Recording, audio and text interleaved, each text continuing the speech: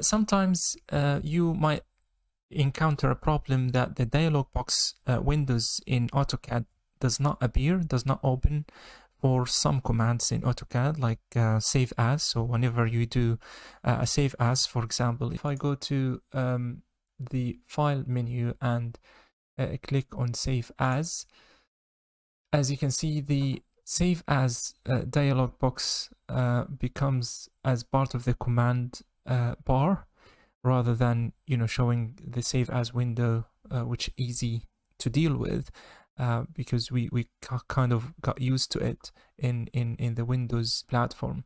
To fix the issue here, I'll do escape and I will type the command Filedia,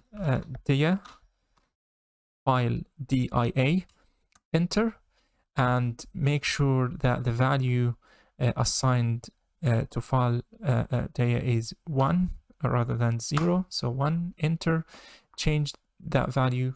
Then I'll try again, file, save as, and here we go. As you can see, this is the typical window that we use to do a save as and select the different types of file. So it's easy to navigate, easy to select, choose, and yeah, so I'll do cancel, and I hope this will resolve this issue once you got it, and thank you for watching.